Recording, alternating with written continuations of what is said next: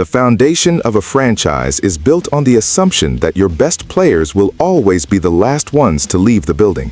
But right now, in Cleveland, that foundation is cracking under the weight of a monumental demand. Myles Garrett has reportedly made it clear that he wants out, and the Browns front office is already bracing for the fallout, with a response that is as firm as it is brief. This is a situation that has been simmering under the surface for some time, fueled by a combination of on-field frustrations and a sense that the window for success with this current core might be closing faster than anyone anticipated.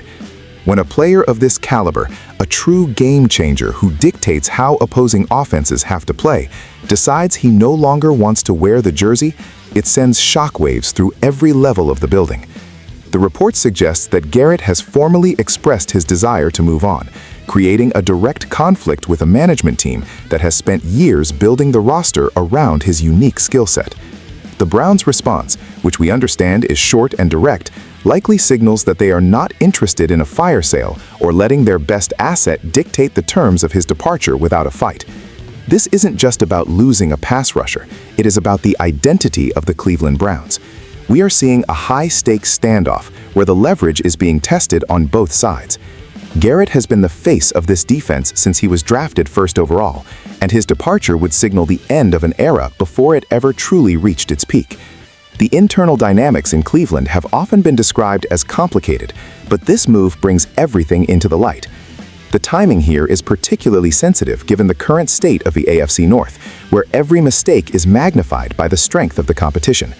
If Garrett is removed from the equation, the Browns' ability to compete with high-powered offenses in their own division vanishes overnight.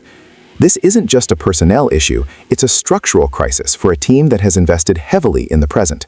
If you appreciate this kind of measured, deep-dive reporting that skips the hyperbole and focuses on the structural reality of the league, I invite you to subscribe to the channel.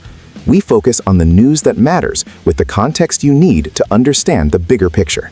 The person at the center of this administrative storm is Andrew Berry, who now has to weigh the value of a disgruntled superstar against the potential haul of draft picks that could jumpstart a rebuild. From a cap perspective, moving a contract like the one Myles Garrett carries is a logistical nightmare, but it is not impossible if the return is historic. Tactically, the loss would be immeasurable. Jim Schwartz's defensive scheme is predicated on the pressure generated by the front four, and without Garrett drawing double and triple teams, the entire secondary becomes vulnerable. We have seen teams try to play hardball with stars before, and it rarely ends with the players simply reporting to camp and playing at their usual level without some form of resolution. The Browns are in a position where they cannot afford to lose the trade, but they also cannot afford to have a distracted or unmotivated leader in the huddle. The market for an elite edge rusher is always aggressive, and teams with extra draft capital will undoubtedly be calling Berea to see if that short and direct stance from the front office is actually a smokescreen. However, my sense of the situation is that the Browns will hold their ground through the summer, hoping that the firm message forces a reconciliation, but the bridge may already be burned beyond repair. Furthermore, the precedent this sets for other players on the roster cannot be ignored. If the Browns cave quickly, it signals that the contract is merely a suggestion. If they hold too long, they risk a toxic environment that could derail the development of their younger talent. It is a razor-thin line to walk for any general manager. In my professional opinion, you do not trade a Hall of Fame talent in his prime unless the offer is so overwhelming that it secures the next decade of your franchise's future.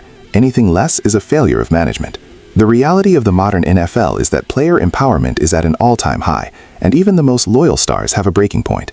I want to hear from the fans on this one because it is a polarizing topic. If you are running the Browns, do you force him to stay and risk the chemistry, or do you take the best offer on the table and start over? Let me know your thoughts in the comments below. If you found this analysis helpful, please leave a like and subscribe to the channel for more veteran insight into the moves that shape the league. Your support allows us to keep the focus on the facts.